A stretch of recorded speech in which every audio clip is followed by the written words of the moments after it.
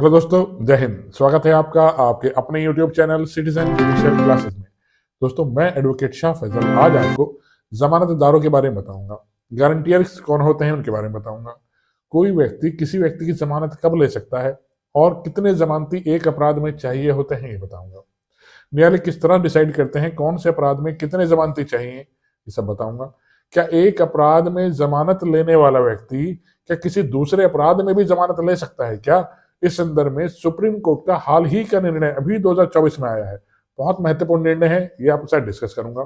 इसी संदर्भ में मध्य प्रदेश हाई कोर्ट का भी एक डिसीजन आया है, वो भी आपके साथ डिस्कस करूंगा कि एक मामले का जमानती दूसरे मामले में भी जमानत ले सकता है या नहीं ले सकता। इस संदर्भ में गाइडलाइन सुप्रीम कोर्ट द्वारा जारी कर दी गई है दोस्तों। ठीक, क्या एक स्टेट का जमानती दूसरे स्टेट में जाकर जमानत दे सकता है क्या, ये भी आपके साथ डिस्कस करूंगा।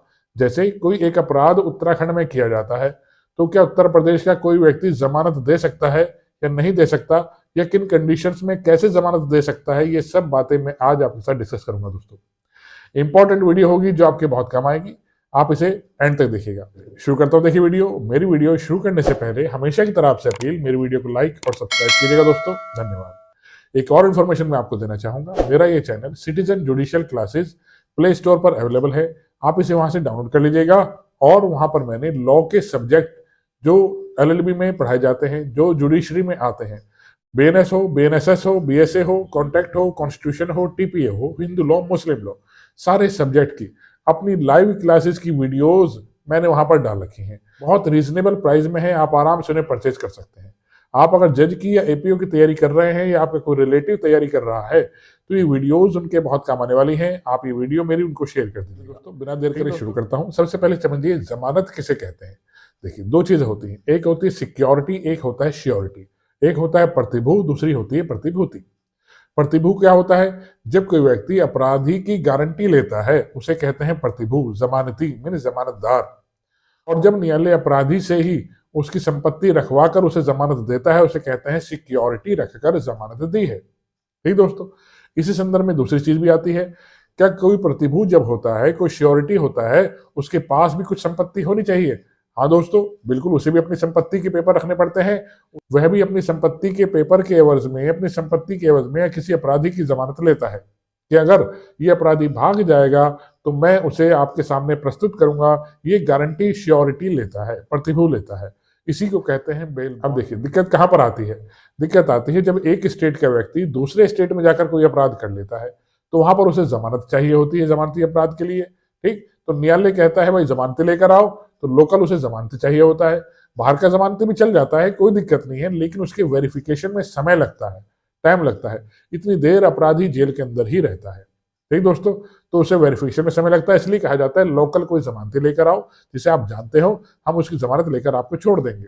जैसे किसी व्यक्ति ने मान के चलिए कोई कॉग्निजेबल ऑफेंस किया है, न्यायालय ने उससे कहा है भाई दो जमानती लेकर आओ, आपने एक अपराध किया है, तो उसे दो जमानती लाने पड़ेंगे। दूसरे स्टेट में दो जमानती ढूंढना ही मुश्किल हो जाता है, तो इसलिए अपने स्टेट से जमानती जाते हैं, उनमें समय लगता है। इसी संदर्भ में समझिए, जब दो जमानतियों ने किसी अपराधी की जमानत एक अपराध में ले ली है और अपराधी ने अन्य अपराध भी कर रखे हैं, तो क्या जो जमानत उन्होंने ली है वो अन्य अपराध के अन्य मुकदमों में भी लगाई जा सकती है क्या? इसी संदर्भ में देखिए कानून क्या कहता है, सुप्रीम कोर्ट ने क्या कहा है। सुप्रीम कोर्ट ने इसे ही स्पष्ट किया है। केस का नाम देखिएगा, केस क्या है, Ramachandra Thangappa Acharya versus state of Maharashtra 2024 supreme court. इस केस में देखिए अपराधी ने कोई अपराध किया होता है, उसने 3 धाराओं में कोई अपराध किया होता है। न्यायालय उसे कहता है भाई अलग अलग धारा में दो दो जमानती लेकर आओ। एक धारा के संदर्भ में 2 जमानती मीन 6 जमानती उसे न्यायालय मांगता है। एक धारा के संदर्भ में वो जमानतियों की व्यवस्था कर देता है, 2 जमानती उसकी हो जाते हैं। फिर भी 2 धाराएं बची हुई हैं दोस्तों, 4 जमानती उसे और चाहिए, और वो 4 जमानतियों की व्यवस्था नहीं कर पाता, वो सही परिपेक्ष में जेल में रहता है। तो सुप्रीम कोर्ट ने स्पष्ट किया इस तरह से ये न्याय की विफलता है, आर्टिकल 21 का उल्लंघन है। ठीक, क्योंकि जब व्यक्ति को जमानत के आदेश हो गए हैं और उसे जेल के अंदर रखना ये न्याय की विफलता ही तो है। तो जो 2 जमानतियों ने जमानत ली है, उन जमानतियों की जमानत भी अन्य अपराधों में मान लेनी चाहिए दोस्तों, सुप्रीम कोर्ट ने स्पष्ट कर दिया। ठीक, अब अलग से जमानतगीरों की व्यवस्था करने की आवश्यकता नहीं है अपराधी को। जो 2 जमानतियों ने आपकी एक अपराध में जमानत ली है वो अन्य अपराध में भी मान लिए जाएंगे, सुप्रीम कोर्ट ने इस केस में स्पष्ट कर दिया।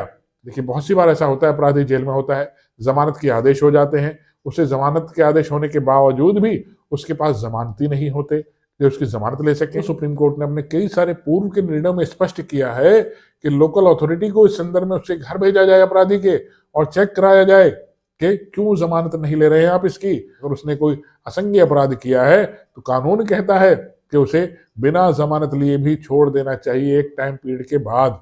इसी संदर्भ में मध्य प्रदेश हाई कोर्ट का एक केस भी बहुत इंपॉर्टेंट है, Jagdish Arora versus union of India 2022 Madhya Pradesh high court. इसमें भी हाई कोर्ट ने स्पष्ट किया था, जब न्यायालय जमानत का आदेश दे देता है किसी अपराधी की और किसी कारणवश अपनी वित्तीय स्थिति के कारण या किसी अन्य कारण से जमानत का इंतजाम नहीं हो पाता, जमानत गिरोह का इंतजाम नहीं हो पाता और अपराधी जेल में ही रहता है जमानत का आदेश होने के बावजूद भी, सिर्फ इस कारण के जमानत गिरोह का इंतजाम नहीं हो पाया, तो मध्य प्रदेश हाईकोर्ट ने स्पष्ट किया ये मौलिक अधिकारों का उल्लंघन है, आर्टिकल 21 का उल्लंघन है, क्योंकि जब जमानत के आदेश हो गए हैं उसे छूटने का अधिकार है दोस्तों।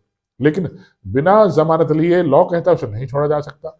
लेकिन इस केस में स्पष्ट किया कि अगर जमानत गिरोह का इंतजाम नहीं हो पाया तो भी एक सर्टेन टाइम पीरियड के बाद अपराधी को छोड़ देना चाहिए जमानत पर।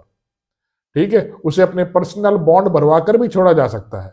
ठीक, कि आप अपनी संपत्ति के पेपर रख दीजिए तब भी छोड़ा जा सकता है। ये कंडीशन है, जब आपके पास जमानतियों का इंतजाम नहीं हो पाता तो अपराधी को न्यायालय से रिक्वेस्ट करनी चाहिए, सर मैं अपनी संपत्ति के पेपर रखने को तैयार हूं, प्लीज मेरी रिक्वेस्ट है कि मेरे इस पर्सनल बॉन्ड पर मुझे छोड़ दिया जाए। तो न्यायालय ने व्यवस्था करी है, पर्सनल बॉन्ड भरवा कर भी एक सर्टेन टाइम पीरियड के बाद अपराधी को छोड़ा जा सकता है जमानत पर। ठीक दोस्तों, ये कही जब भी कोई व्यक्ति किसी अपराधी की जमानत लेता है तो उस अपराधी के बारे में सारी इंफॉर्मेशन पहले कलेक्ट कर लेनी चाहिए कि कैसा व्यक्ति है, क्या इसका बैकग्राउंड है, ठीक, तभी जमानत लेनी चाहिए। अदरवाइज जमानती को ही भविष्य में दिक्कत आती है, क्योंकि अपराधी तो भाग जाएगा, ठीक, या कोई और अपराध कर लेगा तो उसे ही दिक्कत आती है। ठीक दोस्तों, देखिए जब भी न्यायालय जमानतियों की व्यवस्था करने को कहता है तो न्यायालय स्पष्ट करता है कि भाई 50-50 हजार के 2 जमानती लाइए या 1-1 लाख के 2 जमानती लाइए। मीन्स वो न्यायालय चाह रहा है कि जमानतदार की मार्केट वैल्यू कुछ होनी चाहिए, वो भिखारी नहीं होना चाहिए, वो दिवालिया नहीं होना चाहिए, उसके नाम कोई संपत्ति होनी चाहिए, वो संपत्ति के पेपर ही न्यायालय में जमा करवाता है। ठीक, तब वो जमानती अपराधी की जमानत ले सकता है। अदरवाइज इस तरह से जमानत नहीं ले जा सकती। किसी भिखारी को मैं ले जाऊं, सर ये मेरी जमानत ले रहा है, ऐसे न्यायालय वो जमानत स्वीकार नहीं। कौन से केस में कितनी जमानत मांगते हैं? देखिए बड़े केसेस जो होते हैं, आमतौर पर मर्डर के केस होते हैं, उसमें आमतौर पर न्यायालय 2 जमानतियों की व्यवस्था करने को कहता है। ये न्यायालय की डिस्क्रिप्शन है, वो कितने ही जमानतियों की व्यवस्था करने को आपसे कह सकता है, 2 भी कह सकता है, 3 भी कह सकता है, क्योंकि बड़ा मैटर है, मर्डर का मैटर है। ठीक, छोटे मोटे मामले हैं, चोरी का मामला है, लूट का मामला है, न्यायालय 2 जमानतियों को भी कह सकता है, 2 जमानत ली जाती है, या फिर न्यायालय कह सकता है कि आपके पर्सनल बॉन्ड के आधार पर भी आपको छोड़ा जाता हूं। मेरी वीडियो समझ में आई हो दोस्तों, आई है इसे लाइक और सब्सक्राइब कीजिएगा। धन्यवाद दोस्तों, जय हिंद।